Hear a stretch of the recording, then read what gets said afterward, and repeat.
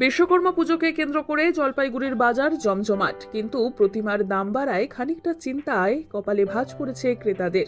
রাত পোহালেই বিশ্বকর্মা পুজো, আর এই সময় প্রতিমা এবং নিত্য প্রয়োজনীয় জিনিস কেনাকাটা নিয়ে জমজমাট জলপাইগুড়ির দিনবাজার সহ অন্যান্য বাজারগুলিও।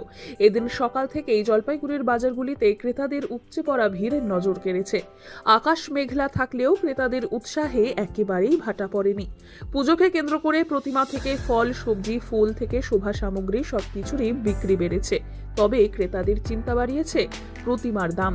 ক্রেতাদের কথায়, গত বছর যে প্রতিমা 2000 টাকায় কেনা গিয়েছিল, এবছর সেটির দাম দাঁড়িয়েছে প্রায় 2500 টাকা, অর্থাৎ প্রায় 500 টাকা বেশি খরচ করতে হচ্ছে। অনেক ক্রেতারই বক্তব্য, পুজোর জন্য এই দামেই প্রতিমা কিনলেও এই বাড়তি দাম তাদের পকেটে একটু ভার বাড়িয়েছে। অন্যদিকে ক্রেতারা বলছেন, দাম খুব একটা বাড়েনি, কাঁচামালের খরচ এবং পরিবহন খরচ বেড়ে যাওয়ার কারণে সামান্য দাম একটু এদিক ওদিক হয়েছে বটে। তাদের মতে প্রতিমা বিক্রি যেমন হচ্ছে, তেমনি ফুল, ফল, সবজির বাজারটাও জমজমাট। বিক্রেতাদের দাবি, অন্যান্য দিনের তুলনায় আজকের বেচাকেনা অনেকটাই বেশি। সব মিলিয়ে বিশ্বকর্মা পুজোকে ঘিরে জলপাইগুড়ির বাজারে উৎসবের আবহ, আর দাম বাড়ার গুঞ্জনের মাঝেই জমিয়ে চলছে ক্রেতা বিক্রেতাদের লেনদেন।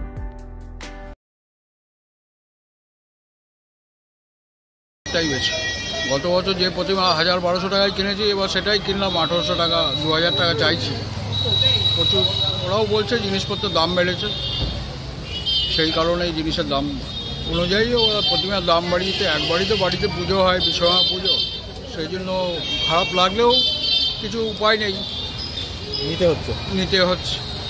আজকে তো এই যে পুজোর আগেই তো বেশ কয়েকদিন বৃষ্টি দেখা গেল। হ্যাঁ, আজকেও সকাল থেকে বৃষ্টি ছিল, এটাও একটা অসুবিধার কারণ। সকাল থেকে বাজার করতে পারিনি, এখন বাধ্য হয়ে দুপুরবেলায় এলাম বাজার করতে। নাম? আমার নাম সঞ্জীব সরকার। এই যে প্রতিমার দাম এবছর একটু বেশি হলেও বেশি, কি কারণে মনে হয়?